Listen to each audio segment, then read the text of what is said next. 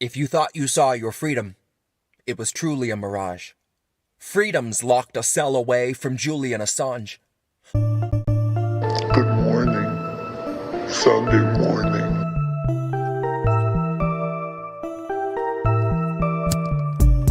Good morning, Sunday morning.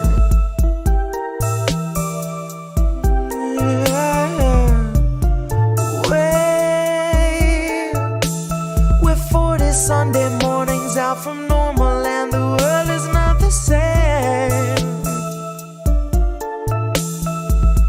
Said you waited for a warning, but the warning never came.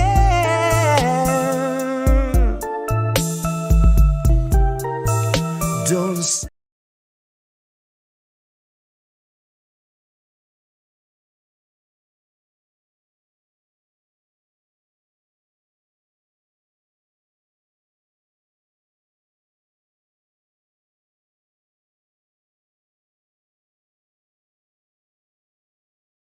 shine a light in my face.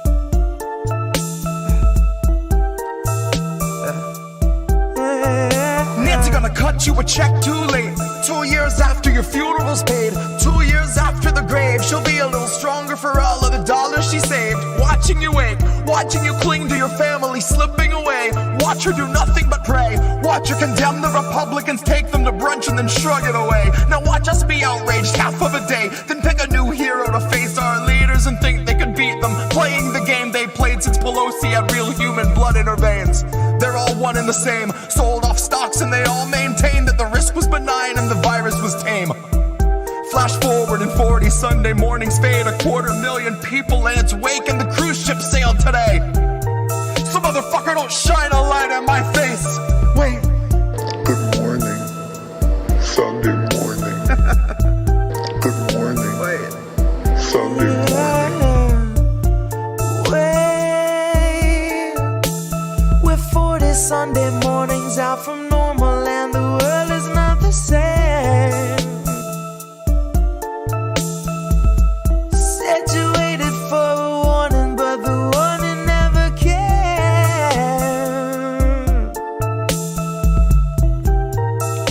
Don't shine a light in my face.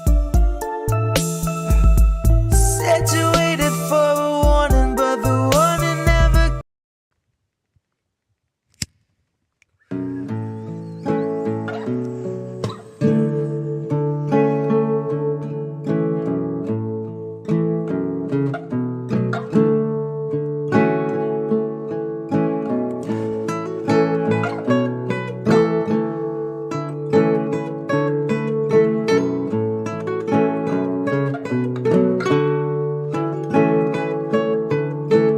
Read my lips, brand new taxes, starving all the billionaires and neutering their Visa Maxes.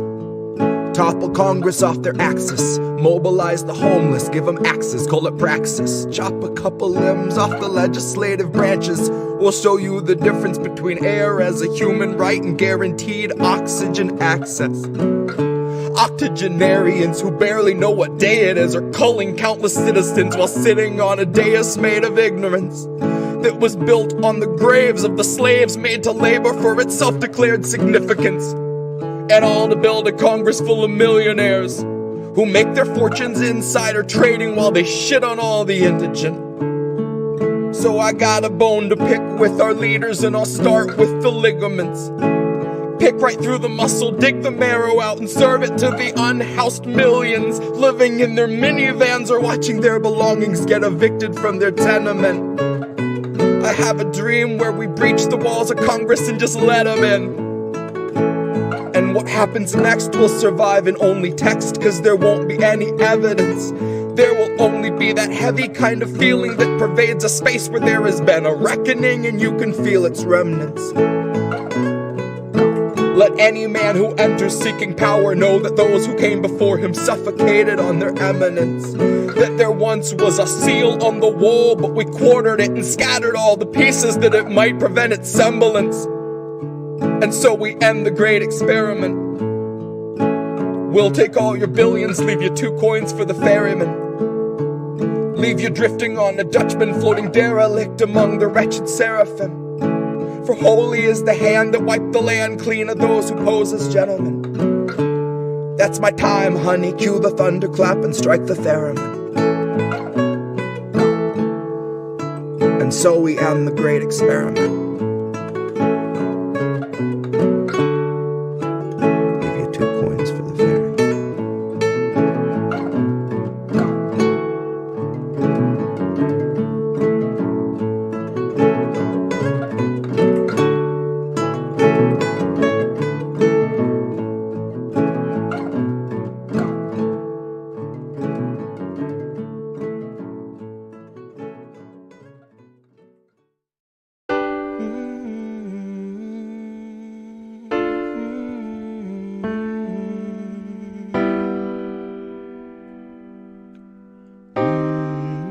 I think I liked it better being blind, when I couldn't read between the lines, and when I couldn't see the cracks in the structure that lay bare before me the whole time.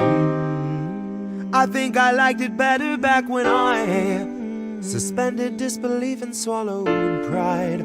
I thought I knew the difference in the red from the blue, but they both bleed us so dry. They both bleed us so dry. My favorite songs don't hit the same way. I get to the end of a 4-minute track and I'm only looking back thinking, what did they actually say? So I try to sit down with my wife and watch TV, but I just see propaganda elevating the police in the simplest of sitcom banter, and tiny little altars full of offerings to corporate masters in every well-planned wide pan shot of the name brand stocking up the pantry. Pull back one long tracking shot out to the garage to the logo on the Camry. Nice tight shot of the Camry, close-up view of the Camry, slow pan up on the Camry, long slow zoom to the unmoving human who is up in the front with the tube pumping fumes to him straight from the back of the Camry. Ashamed he just could not provide for himself, let alone for his family. It's a blue pill mindset that spent 2020 making dance beats.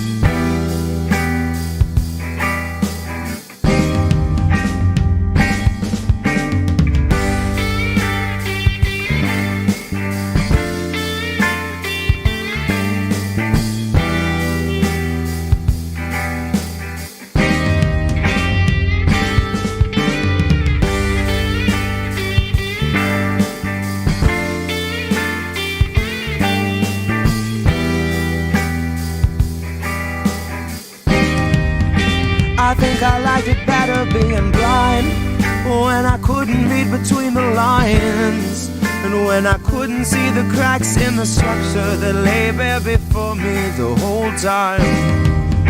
I think I liked it better back when I suspended disbelief and swallowed pride, and thought I knew the difference in the red from the blue, but they both bleed us so dry.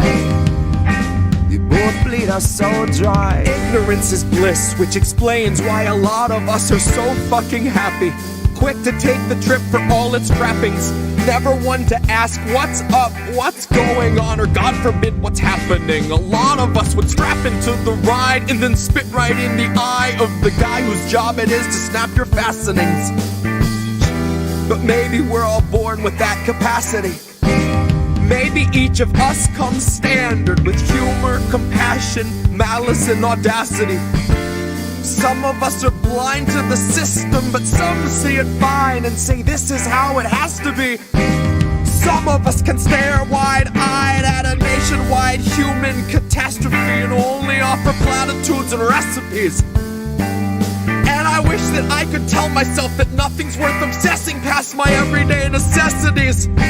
I wish that I could cry fake news over anything that threatened me, tune out our abuse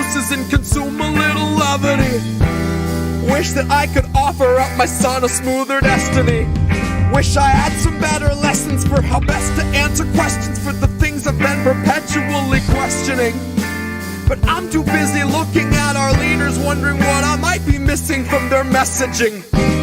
Trying to find the reasoning to let 250,000 people meet an early reckoning. And even though I know the truth, it's hard to swallow something that's so literally sickening.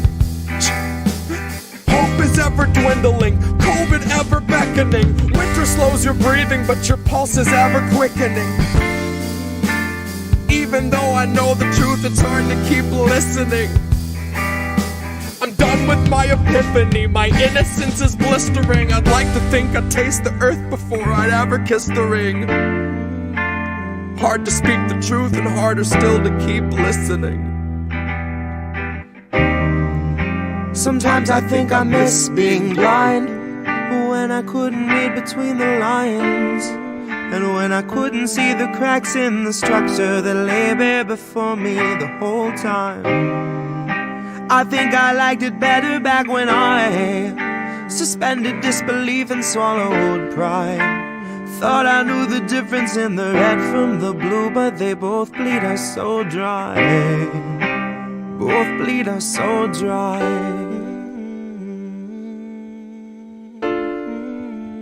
Both bleed us so dry. They both bleed us so dry.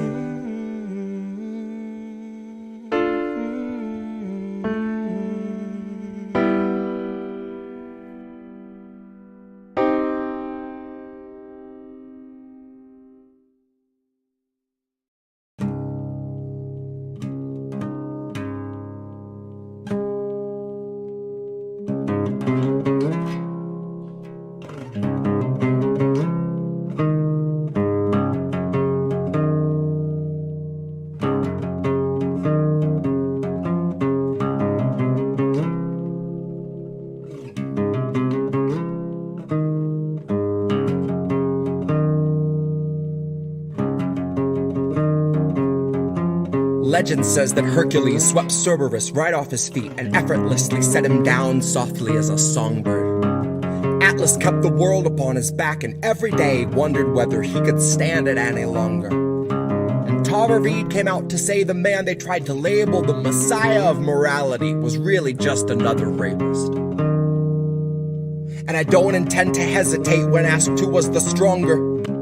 Tara, like Assange, knew that carrying the truth would be the hardest labor. Tara knew that her assailant wasn't gonna make us any safer, and knew he's just the type of man to hand a decent foreign leader US printed walking papers, and knew he'd be relentless and aggressive in the war he'd wage upon her very character, that his attempts to weaken and degrade and embarrass her would be her only compensation. But I strongly doubt that anyone could ever have foreseen the stream of hate that came from quote-unquote progressives and the self-styled titans of survivor advocation. So if you really think there's something to be gained out of sharing your pain with the world, you are sorely mistaken. The Biden team just dragged their feet addressing Tara's allegations. Until they had a decent list of smears, then they aired them out on every station. And it turns out no one wants to hear the truth of who they praised as being worthy of such bloated liberal celebration. That no one wants to really know the person they've so valiantly defended, even when it meant they had to gloat and shit all over someone braver than they'd be if given the occasion. Now cue the faceless comment squad invasion. Cue those fuckers crawling out the woodwork to come analyze the way you wore your hair and what you wear. Like your appearance waives your rights, or that somehow you're the reason for your situation. Somehow they've decided you should bear responsibility for what such monstrous men insist on doing. Somehow they're deluded by the empty, hypocritical, and useless...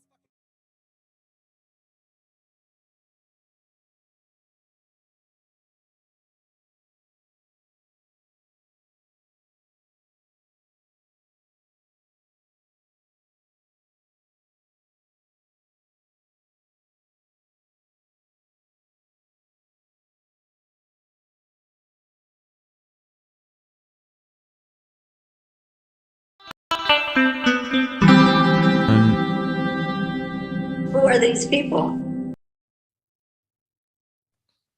What's up, everybody? I think I pressed buttons right this time. Holy crap, I got nameplates right and everything. You did. So we're doing good. How are you, friends? Hey, doing good. How are you guys doing? I'm Good. I'm doing sleepy, but I'm gonna be pumped up after this. I know. Yeah, we'll get you there. Like it's been a sleepy day. It's just been a sleepy day, you know? Yeah, right. But anyway, Collin, how have you been? Other than looking and feeling less like a chipmunk since I went to the dentist earlier this morning, not bad. Nice. That's What'd you always have good. done? A couple of molars. No, scaling. Ooh. So that's when they have to pull back the gums because my teeth are fucked up. That's why you go to the dentist, folks, but we don't have healthcare in this country. So I have not been able to take care of it until I was an adult, and then damage was somewhat done. Yep. So Even if you do have healthcare, a lot of times it doesn't include dental. dental, right. Apparently it's not a problem. Right. Yeah. God forbid we actually have nice things. But Like speaking of healthcare, I think Joy and Jesse are doing stuff for In for All right now as well. Oh yeah, they're doing a fundraiser, like a trivia. And then I think Tara Reed's over on RBN's channel. So people got options tonight. So but anyway, we definitely wanted to bring you ladies on for the actions that you've been doing. If you would like to enlighten people on some of that. I think I have some graphics too for you. So yeah. But like this thing. Yeah. What is Camp Dada? Well, what is it, Camp Dada is really the question. No, it's really simple. It's a leftist camping experience, I guess we could say. It's just a grassroots effort of some volunteers who wanted to do something, and was originally going to be a march, and it developed into and evolved into this camping trip. So it's pretty cool because we have a lot of people of color who've never gone camping before who are coming. We have a lot of avid campers who are looking to get more involved in politics. We have people trying to unionize their workplaces on their own. We have people who know different kind of skills, like growing food in your apartment or hiding from the government while you're protesting, right? Things you need to know. So yeah, it's really about skill sharing and community meeting each other offline. So it's pretty cool because it's not attached to like any policy or any politician. So it can't fail. There's no thing we're like hanging it on. It's just really like, let's get together and maybe we can actually like come up with some good solutions if we meet offline. I definitely think. And you're planning to, you're planning to have this at the Hamptons, right? Yes, in the Hamptons, Labor Day weekend. And the way we got to the Hamptons was basically on another live stream. We were talking, and everyone was kind of throwing out ideas, and we're thinking about doing a march in DC. And we just, Lucy came up with the idea that maybe we shouldn't be annoying the people of DC, and the politicians are never really there anyways because they have more vacation days than any of us. So why not go where they are and try to cause a little ruckus? Yeah. I can feel that. Uncle Ruckus, little Ruckus. Uncle Ruckus. Uncle Ruckus will show up. Maybe Clarence Thomas does live there. I don't know. Wow, that was. Thank you. But I look forward to the whittling of guillotines. That'll be fun. Okay, now you're trying to get us in trouble. Okay, there will be arts and crafts. We're craftsmen. All right. We just we build things. It's what we do. Exactly. We work with our hands. Yes. Yeah. Look, we're just using it to cut fruit. Relax. So we have this little video, I think. If we want to play that. Oh, that's long. Oh, look, there we are. Thank you so much. Yeah, Josana. Beautiful. What, we going camping, Josiah? What? I'm black. I don't camp. What are you talking about? Where are we going camping? When does the camping begin? How am I supposed to be camping? I don't have no tent. How am I supposed to go camping? No, I'm just kidding. But talk to us about this action about camping, because that's kind of radical within itself for black people to sort of be involved. Yeah, that would. I was wondering that too. I was like, is it? But I mean, you don't have to play. That's a long. That's like 4 minutes long. If you just go to the Give Butter page, yeah. That should be that's the next slide for you. Yeah, okay. That is on. Sana, let me. This video clip is on there. We talked with the amazing Kim Brown there. This is a shorter video, just with our fundraising updates. So if you can play that one, I guess. I can. Okay. Cool. Hey, my name is Danny. Oh, no sound. And I am honored to be spending this You have sound, right? Labor Day weekend with Camp No. Dada. That's good. No sound. Why do you not have sound? That's weird. Parents, I'd like to share with you some of the strides that have been made since Camp Dada's fundraising efforts began. Hey there, everyone. It is Mary here from Camp Dada. No, I still can't hear. So far, we have $2,626 donated to our Give Butter page. Camp Dada official merch shop has earned a total of $22.51. Yeah. No amount is too small. I don't know why you can't though. 10 campsites, which is a total value of $2,205, which is amazing. In addition to the monetary support, Camp Dada's wish list has received donations. 7 tents, 2 sleeping bags, 4 folding chairs, a fire bowl, 2 mosquito nets, a lantern, and a coffee maker.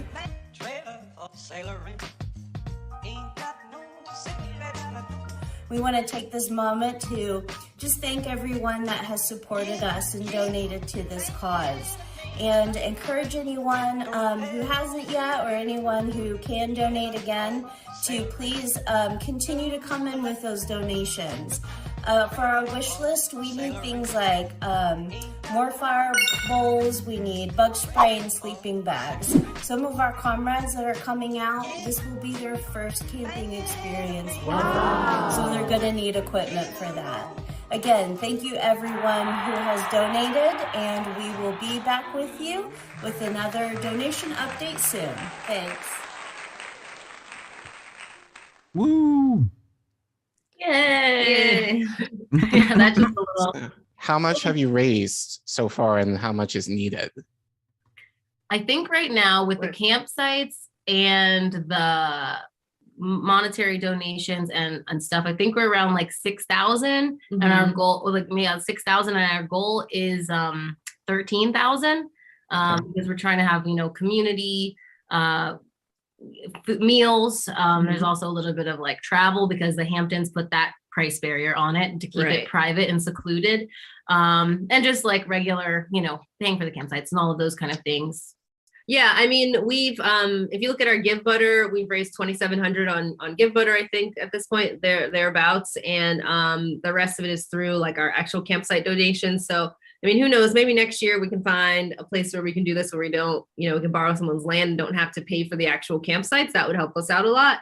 Right. But yeah, I mean, and then people have been checking out our wish list. We have one on Amazon and one on Walmart. Oddly enough, the won't, I mean, what can you do? It's like there's nothing else to do with this capitalism. So but people have been buying stuff, and it's really cool. It's interesting, even the things that we have to get, like the fire bowl is like a stupid thing that you shouldn't have to buy to go camping, but the Hamptons makes it so that you have to have this extra thing, and like you can't have fire on the ground, even though it's sandy. It doesn't make any sense. Anyways, yeah. I think they just put in those protective barriers so the pores don't come, but we're coming. Okay. Okay. The pores don't come. That's great. You should just be able to put some rocks in a circle, right? That's what you're supposed to do. That's what you're supposed to do, and they don't allow that. So fun. But to be fair, I can't imagine anyone in the Hamptons. When I think camping, I don't think Hamptons though. So I just think of rich mansion. Yeah, just rich, so that's probably part of it. But so looking at the website, the name Dada has some significance. So can you feel free to share why you named your camp Dada? Definitely. So Dadaism is an art and political movement together. But the other thing that we like about it is that Dada can be said in any language, and it doesn't really mean anything. We kind of wanted to call it like Camp Nowhere, but that's a movie, and we were like, I don't know. We floated around a lot of ideas, yeah. But that and you can say it in any language, and it's just very universal. And the movement of Dadaism is kind of known all over the world. So yeah, it was started, I want to say like in the 20s, I think. But it was started in Europe, and they were also just frustrated with the way things were going. The government wasn't doing anything, and they felt a real sense of like, is there nothing that we can do? And they said, well, as artists, there's something we can do. So this is kind of our spin on that. Okay. Cool. Collin, you have this next slide here. Do you want to intro that a little? Yeah. So I wanted to ask you guys about this because, I think especially like today, there's been, I think it was you, Courtney, who put up something in connection with this. But there was a tweet that you tweeted out a couple of weeks ago, just regarding that, obviously, people on the left, especially if it's more grassroots, we get a lot of hate. And you were being very vulnerable here, just as far as, what you've been called in the name of trying to do something for people. So I just was curious, since you both are here, why do you think this is happening in terms of like, because this is not the first time this is happening, but I think especially given that you both are Black women, you're gonna get a lot more heat, if compared to anyone else. So what makes you think that people feel they have the right to call you guys this in terms of the work that you're trying to do? Wow. I mean, it's really great question. I mean, wow, why do they have the right to call us this? They don't have the right to. They definitely do not. We did a whole live stream after this in New York. I was drinking a little bit because I was pissed off. Like, we are literally just two people who lost their 3 jobs over the pandemic and noticed a hole of, we're people who like to volunteer for stuff. If Hassan Piker did fucking plan a march, we would be there, but he doesn't. So, it's like, I think that people use these terms because they're so afraid of their own power and they don't want the people that they idolize to be proven inept. I mean, it's like the people that you've been following for years and years and years, like after Bernie ran out, why didn't we pick up that movement? I mean, some of these people have 1 million followers. Go on Rolling Stone interviews. It's like all of these things that could actually be pushing the needle. And it's really, I think, a cop-out when we see people like Hassan Piker in these positions not use their power. And people say, oh, well, what is he supposed to do? It's like, well, the right uses their media quite heavily. Well. Yeah. And they really do influence how their politicians are. And they create that link also where the politicians and media personalities are holding events together. And you just don't see that on the left. Like literally even the Squad won't do stuff with independent people. So I think it's just to really discredit any of the action that's going on because they can't deal with the reality of like, oh, really nothing is happening. Yeah. And we have no power and there's no, this is what I find the most upsetting. Geoff today was talking about how he got his local senator to be on board for an already breadcrumb idea, and Joy just clapped back with oh yeah, we're talking about state stuff. Well, here, how about these pictures of me talking to Bernie and Ro Khanna, and talking regard. Now you can argue, they're almost kind of comparable, but the idea that whereas this person just spoke to his congresswoman down the street versus having the opportunity to come to DC and speak to a congressman outside of your district and outside of your state to talk about issues such as canceling medical debt. To me, comparable, but not so in a different way, being that, Joy had access to talk with a congressman outside of his constituency to talk about these issues. So, but I just wanted to follow up in terms of your tweet, like, because doing stuff like this is a thankless job, and more often than not, we get smeared for it. Like, what drives you in order to keep doing it in light of the smears? I think we'll go ahead. I don't know. I'm gonna say we don't have a choice. Just unfortunately, is this the way that we are? Like, I mean, we've always been doing these weird, like when we were in LA, we fought against our landlords, like, you know, for like 8 months, 9 months. Yeah, like, and we won. Yeah, I think that part of it is just, you know, I mean, you were saying like as Black women, you know, like that's part of it too. I think we're just constantly feeling like being in this sense of like, no one seems to know what to do. So maybe let's just try to do something. And I think, you know, both of us, I don't know if it's the way our parents are or what, but we just kind of feel really like useless to just be sitting here talking about stuff all the time, but never actually going out into the community. Like we volunteered long before we were, you know, doing YouTube or whatever. So I think it's just in our blood, but what do you think? I think that now it's like, we cannot fail. Like so many things I think also don't go well, and people use that as an excuse to never try again, which I think is so weird. So I think like that's part of it, but we've got just such a good group. Like the people calling me, you know, Keisha's not on Twitter, so she doesn't see it, but the people calling us grifters, it doesn't really bother me. Like Jeff Miami, fuck him. He's blocked me. Hassan Piker has blocked me. Have a fucking conversation and let me know why I'm wrong. How about that? Right. I just cannot stand, like, these people have nothing to say. And, you know, I think it's just to prove them wrong that I don't even pay attention to them, because we've got such a great organizing group. It's Lucy, Josana, Quaker Socialist, Zainab, I mean, Phony, yeah. So many good people. Amazing crew. And I think and we've got amazing support system too. And that's something that I think really made the difference in our committee, because we don't just have the people who like come to the meetings every week. We also have like Comrade Misty and Savage Joy and Kim Brown and JB and all these other people who don't come to the meetings all the time, but they plug in every now and then, and they definitely support it, and they check in and see what support we need.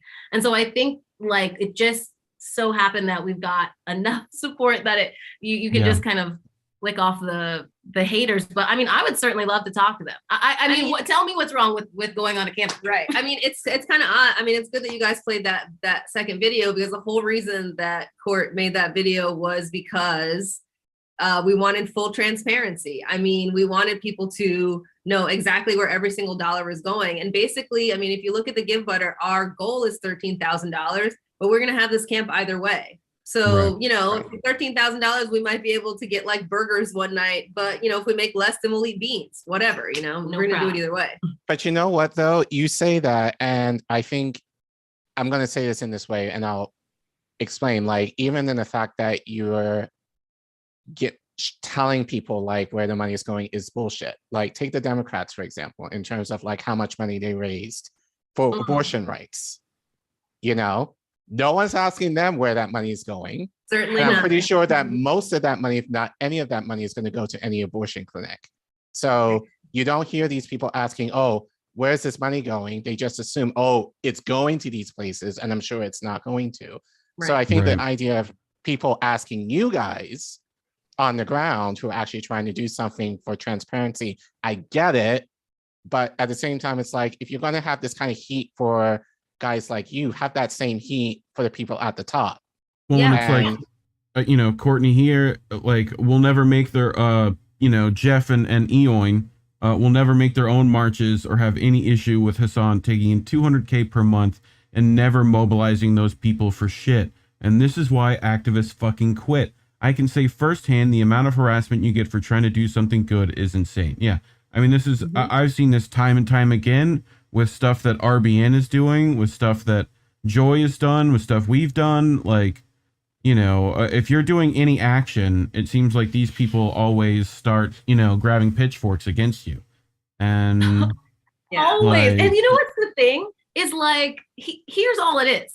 If Niall is so freaking, he is so rude to me, and I just like calmly respond to him, and I'm like, you go always for an attack or a slur or something on me, just say how you feel. Just calm down. I literally did the first podcast I did when I used to do Elizabeth Warren impersonations. Yeah. Right. And if any of them, Eon, Jeff, if any of them put on their own thing, I would totally go and support. Right. The issue is like, they talk this big game and then they're constantly taking down and trying to discredit other small actions. And you're like, okay, well, then what's the thing that you want to do? We'll do that thing, but plan it.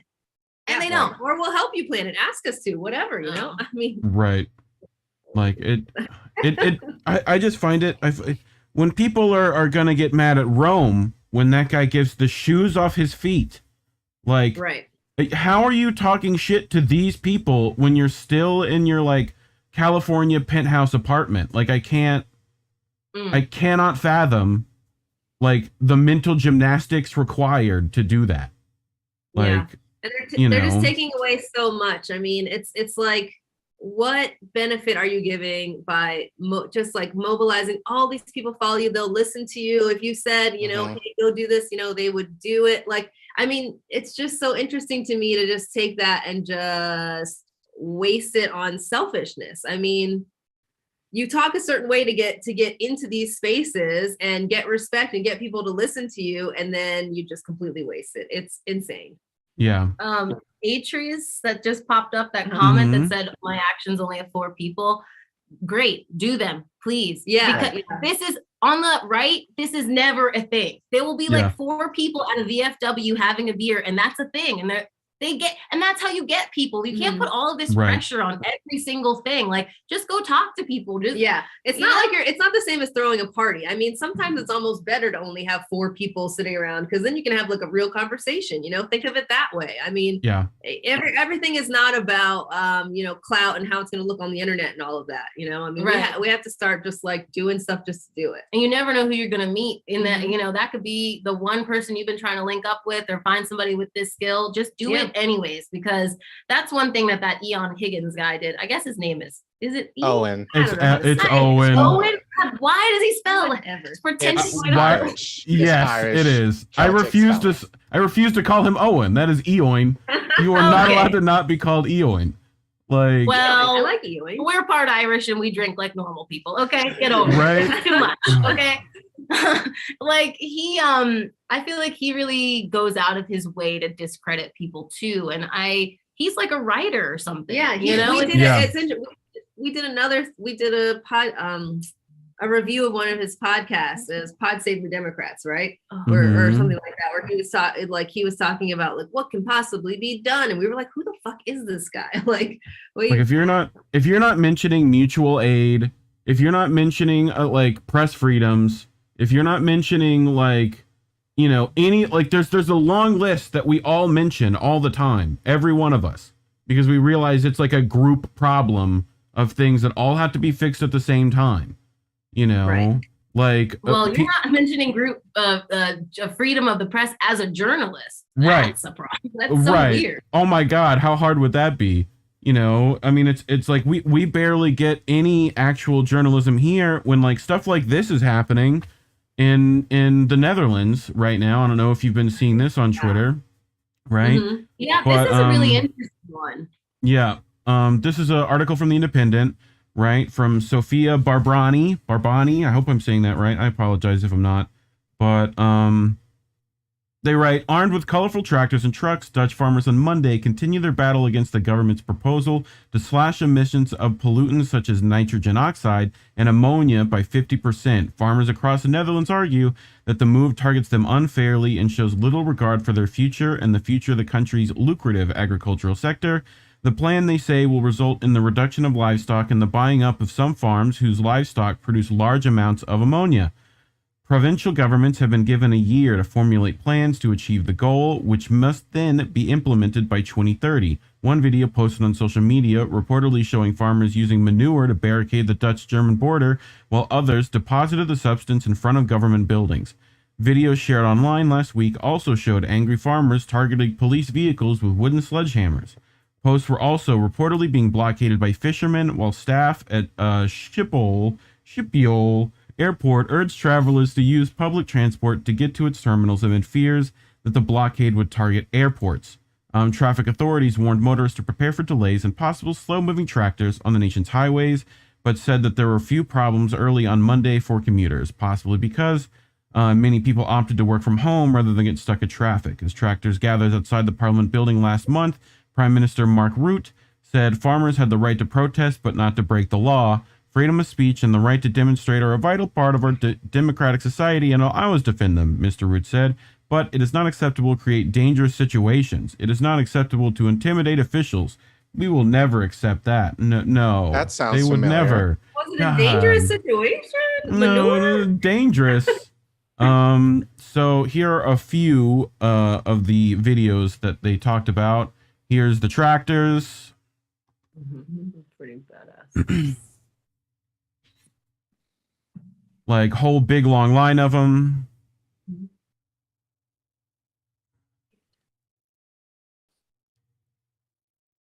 Wow, that's legit. Right? Like that's just one thing.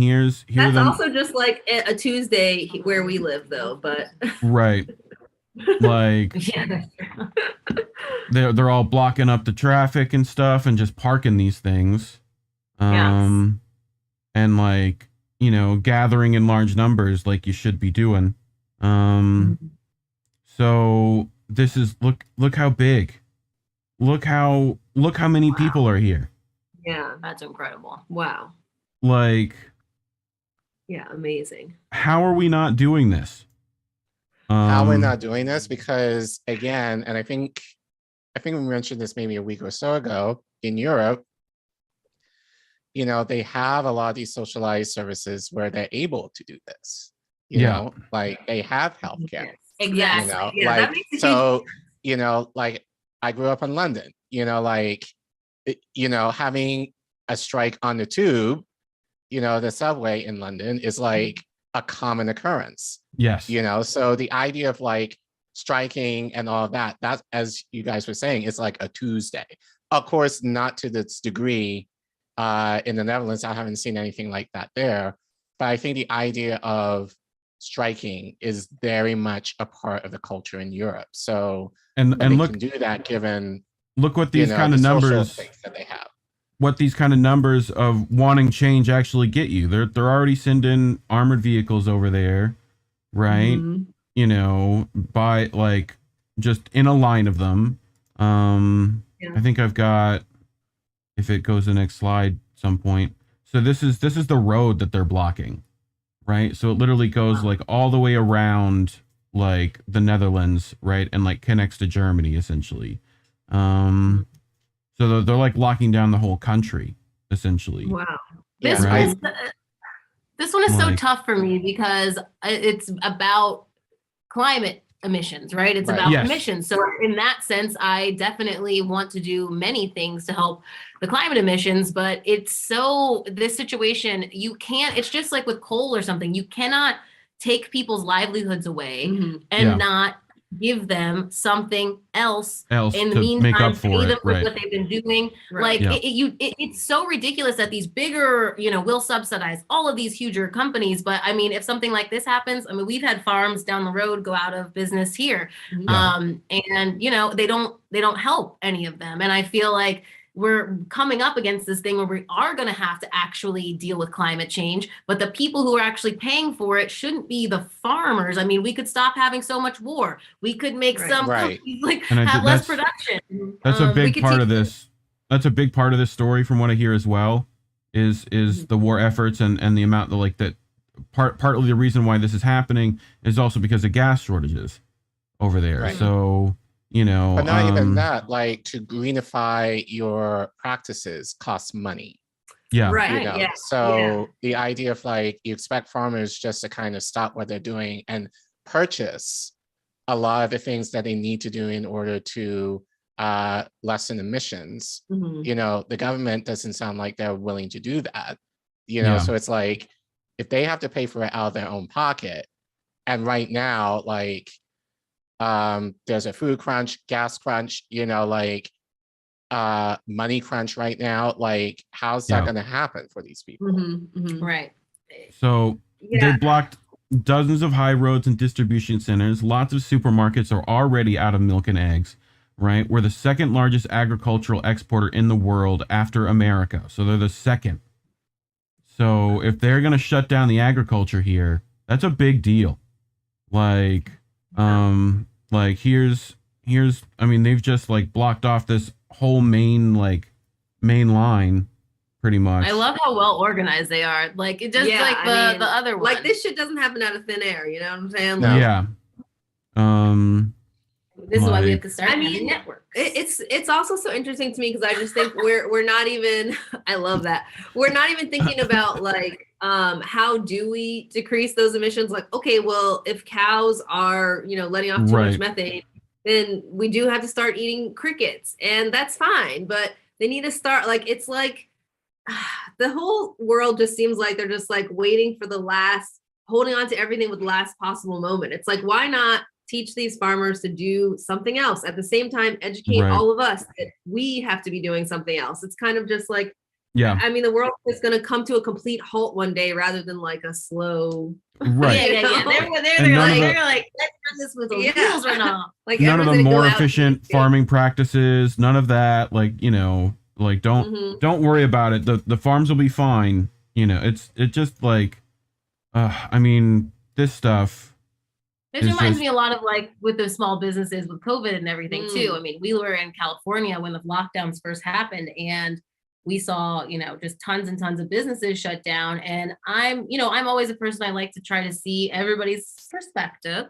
And, I mean, I think it was pretty simple to see that, as a small business owner, it was very frustrating that bigger corporations like Amazon or something could remain open with tons of people inside, but then smaller businesses had to shut down, didn't get subsidies, didn't get, the loans and all of that. And it just feels like, of course this frustrates. I mean, this is so deserved and they should be helping these people. And it's just always the wrong people who are getting the hate. Yeah. I mean, you saw them lighting like hay bales along the, just to block stuff off. Like, but I love it. They're so organized. Like, wow, this is like really. They got a theme going. They got it's like a whole themed party. It's a very themed party. I love the manure. How are they even spraying manure? I don't even know how that works. Wow. I mean, it just. But like, look at the like supermarkets. Wow. Yeah. Like empty. Yeah. That's. I mean, this is the same with us. If our truckers stopped. Working too, Right. Yeah. But I wish we could do this. Yeah, I do too. I mean, the issue is like they at least are able to do this on a particular issue that they can directly say is affecting them. Right. Where it's like it feels sometimes like our actions end up being so wide because we have to deal with so much. That like it's difficult. Well, I think in part because the things that we need we don't have. So it's like we can't even address like on the level of Europe, the things that they're doing because, we don't have healthcare. We don't have, a lot of these universal programs that wouldn't allow us to do stuff like this and kind of say, okay, we have this, but now we need to kind of focus on the next thing. It's just like a lot of basic needs in this country are not being met. So we can't even talk about this yet because it's like, like we're still dying from COVID. Right. So. Yeah. So undercover police tried to infiltrate the Dutch farmers' protest, but they caught them. Like, I love how they're so scared. Like they're like, oh God, let me in the van, please. They're backing in slowly. Oh God. Please, the van. I gotta get in the van. Have their batons. Because they're only armed with batons, not like that's true. Riot gear, right? Yeah. Or I mean, you say that we'll get to one in a second, but they definitely have got firearms somewhere. But like the individual one might not. Like, So, but I don't know the exact rules, but like. I mean, I think it's very fortunate for them that it ended up being about this issue. Like I always say, like, America's never gonna like revolt or anything until people are on bread lines, but like this would be the equivalent of that. Like the normal average person in the Netherlands like cannot get anything at the grocery store. Like you have to hit people in this, like, because people are not paying attention. Like, we're sitting here talking about this all the time, but trust me, like, you know, my boyfriend's always like, I don't know what you're talking about. Who's Chris Smalls? What are you talking about? Like, he has literally no clue. So like, we have to, if we could, you know, find something like that that gets people to the point of like, just like everyday average person is like clearly affected. This one is just, I just feel like this one is being used almost as like a divisive tool, because it's like taking the climate issue and now it's making it into this thing where you think, you know, what people are gonna fight for their livelihood right now. It doesn't mean that necessarily they don't believe in climate change or whatever, but people are gonna fight for the necessities they need right now. Right. So, you know, like, it just makes it all this focus on like, oh, okay, so now the farmers really don't believe in climate change, yes, or don't care about it. Reminds me, or whatever, rather than the actual government. Yeah. Of like what happens, like we were talking about Chris Smalls earlier. We've talked about on this show frequently, you know, that kind of like political co-option of like making that union fight seem like it's a democratic political issue, right? By bringing Sanders in, he's getting birthday wishes from like, you know, Jesse Jackson and Nina Turner, and you know, he's getting to go on the 100 gala, right? Like, you know, gets to hang out with Zendaya. Like, yeah, I get it, I would too, but like, come on, man, you know, but you should see what that image of the organization that essentially got you there. Right. Like, no, go ahead. Yeah, but I think just like we hear a ton about Chris Smalls, who else have we heard, you know, from the ALU? Right. Nobody. So like, yeah, I think it's good to kind of have, you know, a spokesperson for the organization, but he's not uplifting any of the rest of them. It's just kind of like, you see him, where's the rest? He goes to Washington and he gets in front of Congress, and for one, he's not dragged out of the room, which I think if any of us had that opportunity, they would, right? Like, you know, and he talks about like what act, the PRO Act, which if it existed means the ALU wouldn't exist because it's not connected to the AFL-CIO. Like, so you're coming in there saying these things because someone told you it was the right thing to say, like not realizing that like you should be saying 1,000 other things while you're there. And you call out Mitch McConnell. Who else? Like, you should have been yelling at all of them. Anyway, right. I'll get off my small soapbox. I always try to be like, it's a little forgiving of these kind of people, because you're like, well, it's like, I don't know, like how much training they actually have or whatever. But at a certain point, there are things that are like too far. Like even for us, we, you know, they asked us for the union that we were in to canvass for Joe Biden, and we were like, no. And it just made me like really pissed off at the union, because I was like, you don't understand then what I and this was, you know, during the 2020 election. I was just like, are you fucking kidding me? Like, no, absolutely not. Like, who knew that those two things were linked, and why are they linked? I don't understand. But it gives Joe Biden so much street cred, you know, if you're like, oh, I'm from this union, blah, blah, blah. And it's no decision of the employee, of the union members, plus they were offering payment. So it's like during the pandemic, actually, God, you know, there's no jobs. What's interesting about that is they were offering us $25 an hour plus room and board in Arizona to do that. And then after that, he still didn't raise the minimum wage to $15 an hour. Right.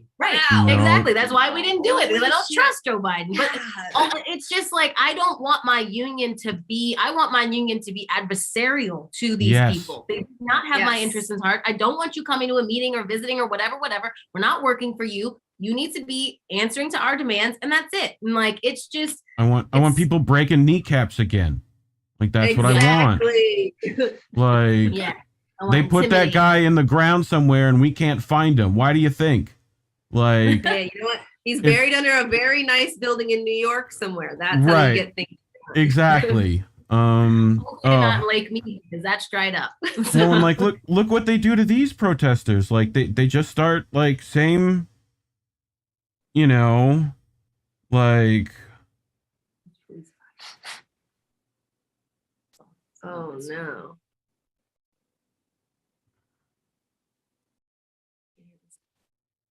saw some of this one. I didn't see what happened. Like, dude, shooting. They were shooting at him. They were like shooting at him. Like you can hear.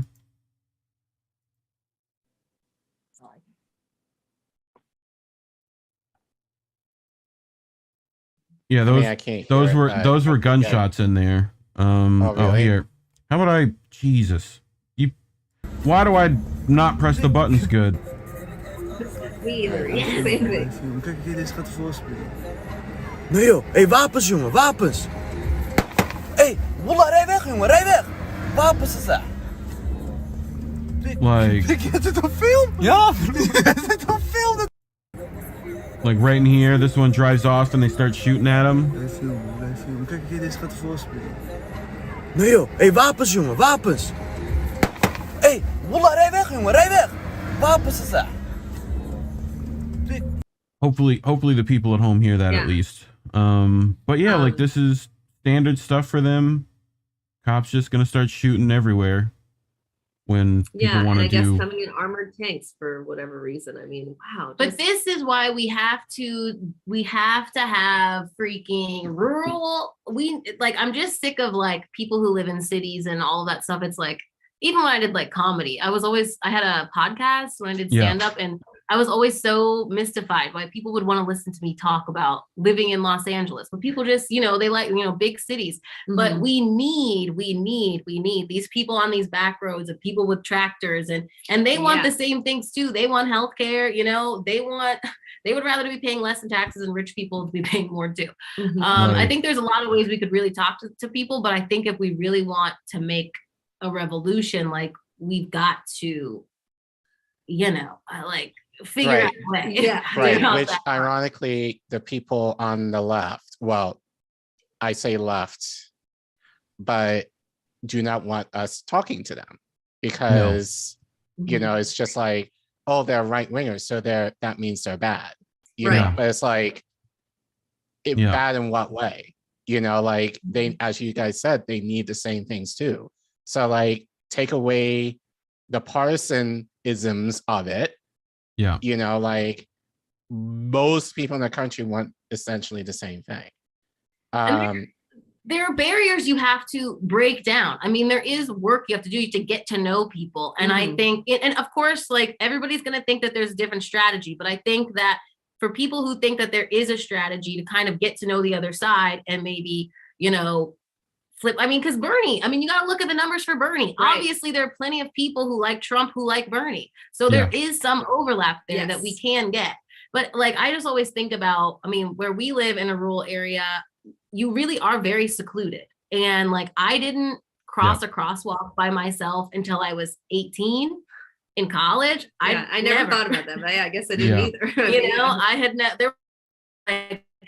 there were so many things that like, I was doing and I just didn't know. Like you'd never been to a Starbucks, like all kinds of like Keisha tried to throw me into in a city to go order at a Starbucks, and I was like, I didn't think twice about it. I was like, I've been living in the city for so long, I just like whatever, she'll be fine. But like, she was and I think we've got to understand that just because like of course you're gonna protect what you know, right? Mm-hmm. But if you don't immediately disparage somebody and like try to find some sort of commonality, you can also show them that they're wrong and they're thinking about other ways without beating them over the head about it. Like connect. And then you might, have a real, that's the other thing about the left too, is I feel like real conversations are not happening. Mm-hmm. And so that's kind of being really disappointing because it's kind of like, oh, if you platform this person, then, that means this. Whereas the person, we're not being seen as having good intentions and trying to get people to our side. Yeah, actually hear someone else's side. Because how can you ever try to convince someone to go to a different side if you don't know which side they're on and you have to know what people's talking points are, like what endears them to that side if you're going to try to find some kind of common ground. Like you can't just completely ignore people. And you can't just say that everybody is this one thing or that one thing because people just tune you out. And I think that we're doing that a bit too much on the left and not being open. It's because there's a lot of leftist purity tests, Yes. Right. And that's another way to control who we talk to, what we talk about. It's really bothering me. But you know, it's like, oh, I want to stay in this person's good graces, I guess, but they don't like this person. I don't fucking care. We're going to talk to everybody. That's the thing. I want solutions. So if you have an issue to somebody about somebody that we talked about, I am so sorry, but like, fuck all of y'all. We're working on this together. Like, that's just how I feel. So, you know, it's this issue. Oh, mom said no. My mom. Mom, we're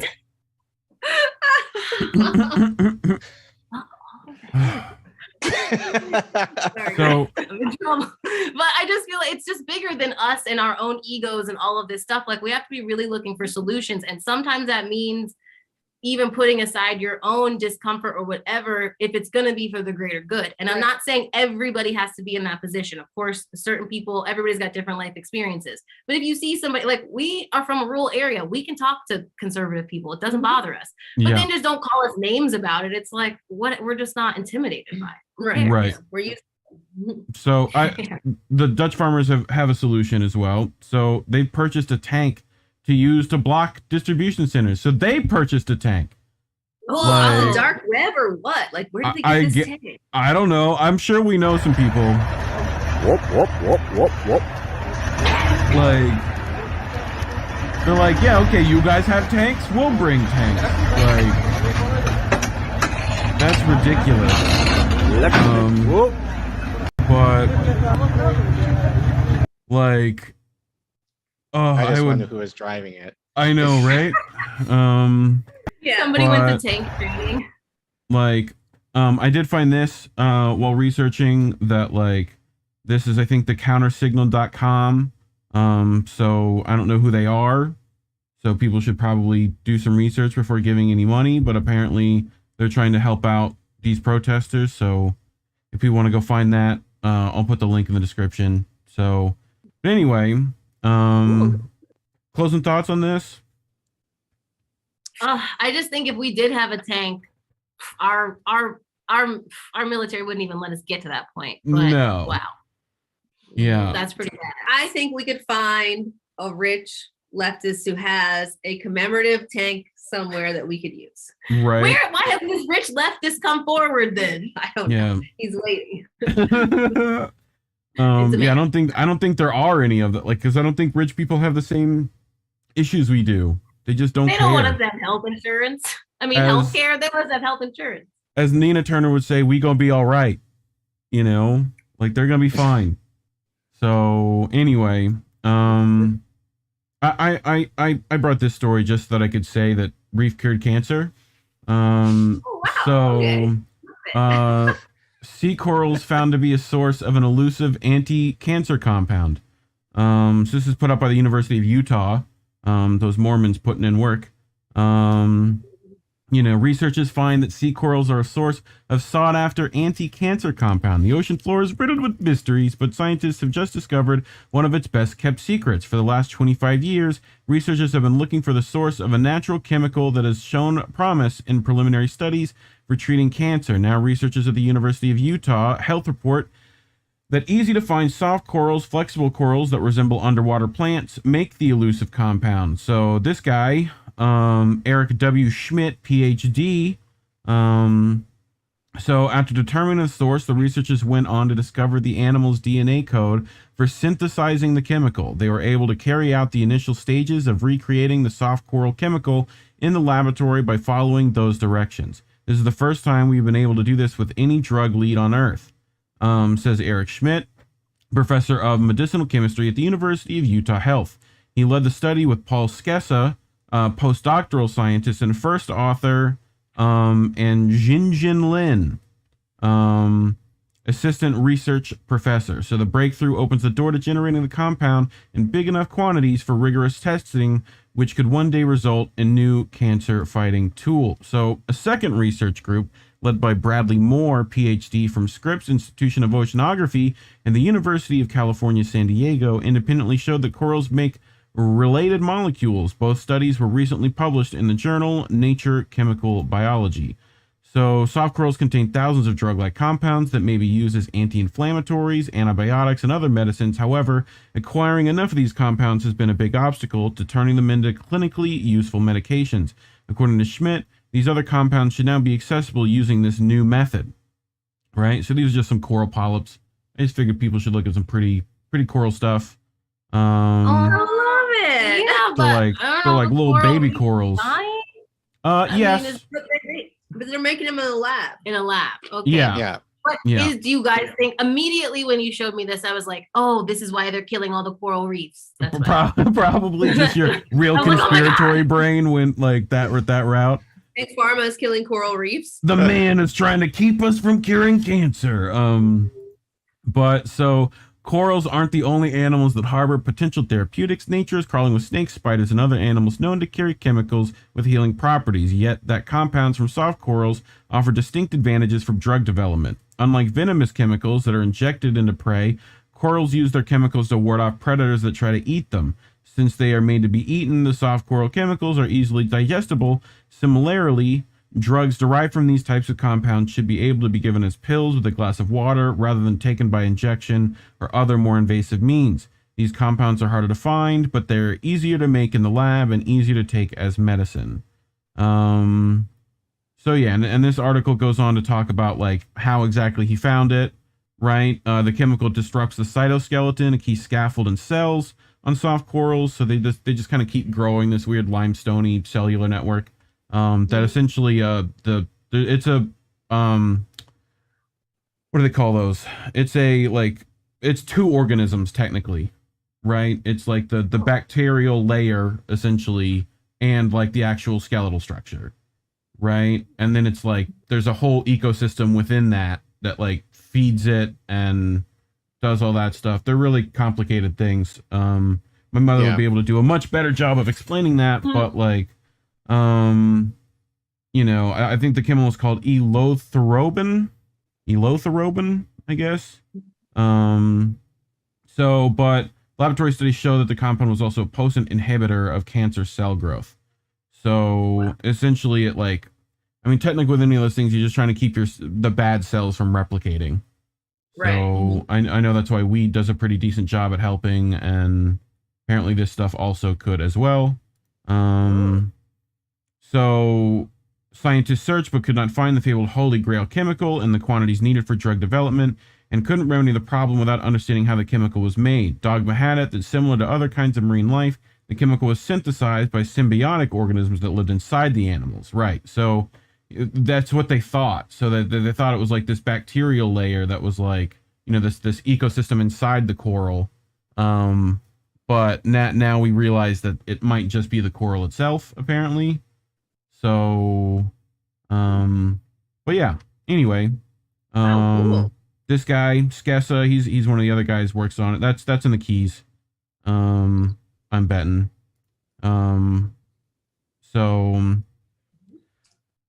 But talks about this other guy, that helped do this, and brought live samples from Florida, Utah. So, you know, you got to actually get the stuff.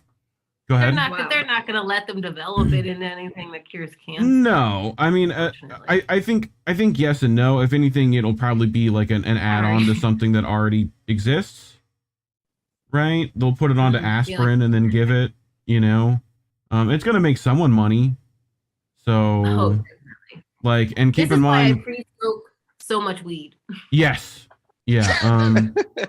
But because something might be coming up in the future, and if I'm smoking weed now, then it's it's pushing those back. So yeah.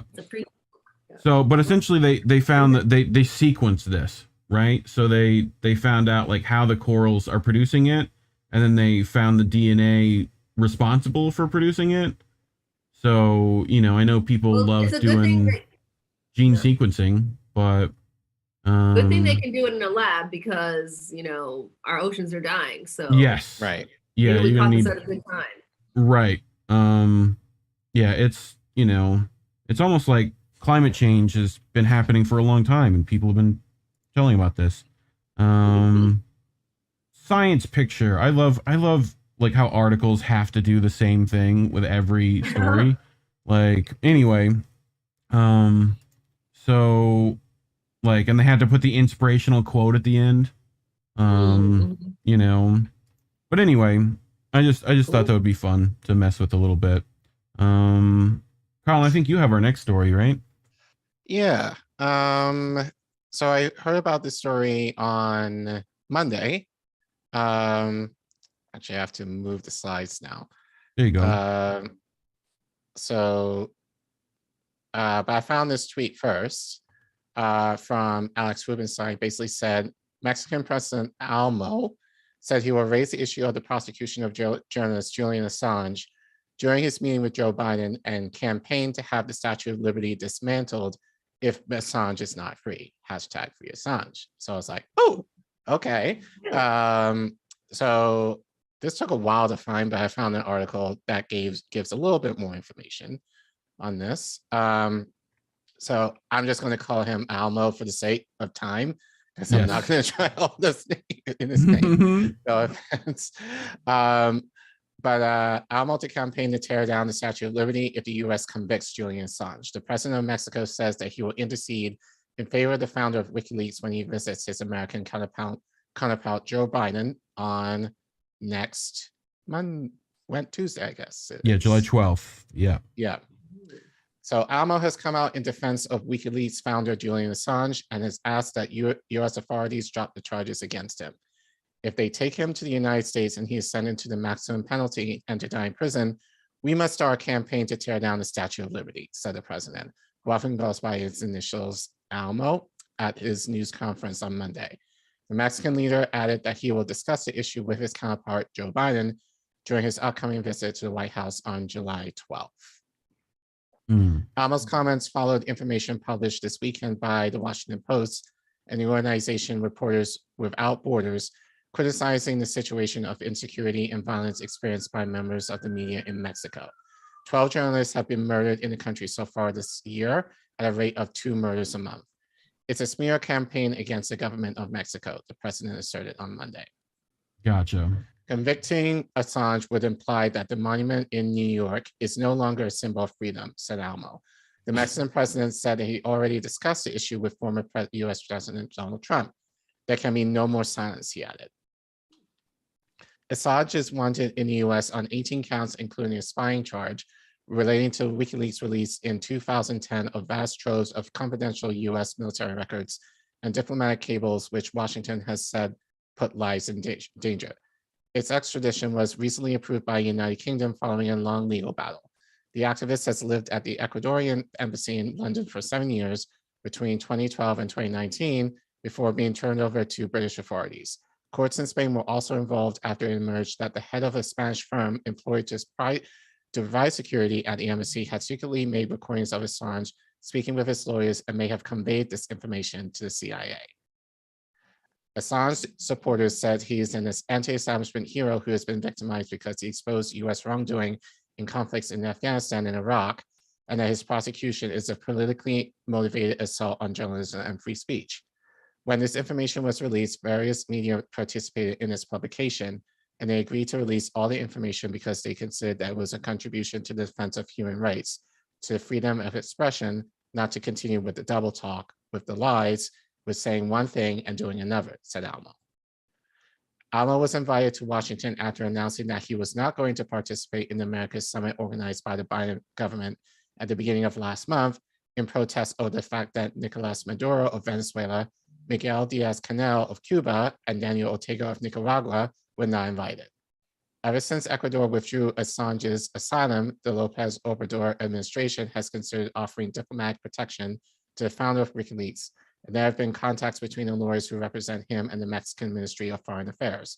The president himself endorsed the offer in May and June, but so far the asylum has not materialized. Okay, that's it. So nice. I mean, for me, you know, like just seeing a lot of stuff on Twitter, you know, like there's talk that ALMO is kind of distracting, using this issue with Assange to kind of steer away from these issues as far as journalists in Mexico. That being said, broken clock can be right.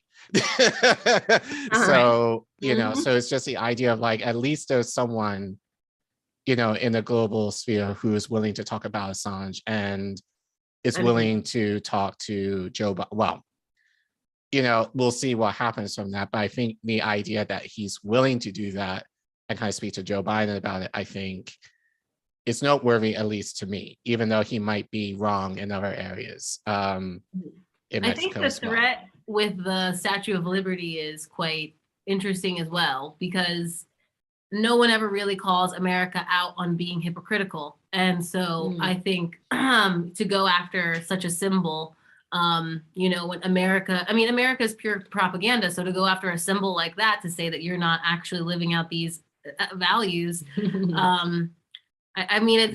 time. We're going to get called out. It's time that we do. So that's pretty interesting that another leader is willing to go in that route. But I think that that's the route that you have to go to actually make a splash. Like, people won't care about what he's talking about, but the fact that he said, like, and he's going after the Statue of Liberty, that people will care about. How interesting. Wow. He's serious about this. He offered him asylum. That's like, whoa. I do kind of wonder, maybe did he offer it too late? Because, maybe could have done it before he got extradited, but, but interesting that he put that on the table. Right. Yeah. I think definitely is a little too late. Like, you could have done this a long time ago. Right. I do wonder what his plan for, like, tearing down the Statue of Liberty is. Like, the Ghostbusters had to use the power of love to even get it to move. Wow. So excellent movie. Mm-hmm. Like, it's gonna be a tough one. But like, and there's not enough marshmallow fluff. Big lasso. You get in a boat, right out there, lasso it, pull that thing down, okay? And that's right. That'd be. I'm down. I'm down for seeing that. I wonder how I wonder how they did it in the Planet of the Apes. I think it took like 1 million years for that to happen in that movie, but we'll see. It's just sand, right? I think maybe the water just evaporated. So, or it's like a bunch of tectonic shift, or something like that. I don't think they explained it very well. I think they had other plans for that movie. But anyway, I think we actually did good on time this time. Wow, we're gonna get you out of here in an hour. So, but anyway, what do you guys got to plug? What are you guys up to in this next week? Please tell the people at home. The people.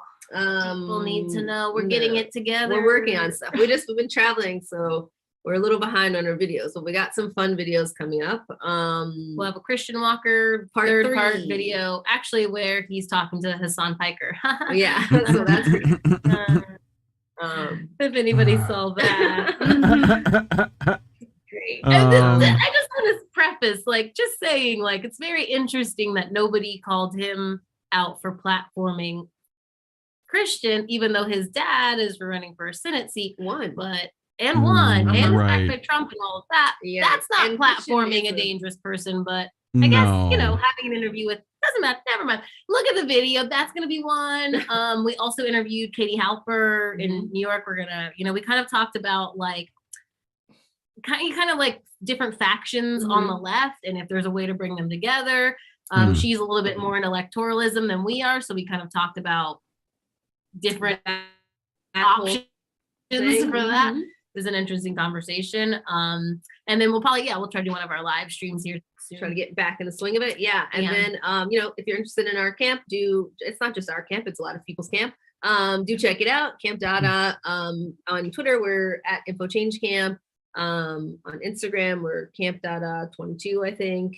Yeah. And there's still tons of ways to get involved because, as Keisha said, it's not just us. There's tons of other organizers, but there are going to be ways to get involved, even if you can't physically come to the camp. So be looking out for that. And, we're open to other volunteers to help us get some other things going as well. So reach out to us, or if you've got a piece of land, reach out to for us the next camp, let us know. Or if you are in the New York area and you have some camping equipment that you'd like to loan us, let us know. We could have somebody come pick it up. So we're trying to be creative. I think I have all your links and stuff down in the description below for both, for both of you lovely ladies and Camp Dada itself. I think all that stuff is down there.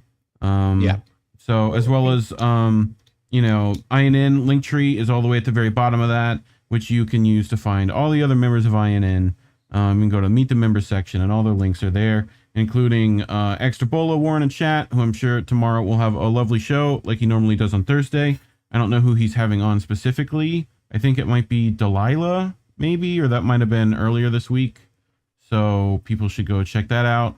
And Friday, Reefer After Dark, probably. Okay. I think I got Jesse has decided he'd come on. So we'll see who else. But yeah, Warren said Delilah she's Texas Delilah, right?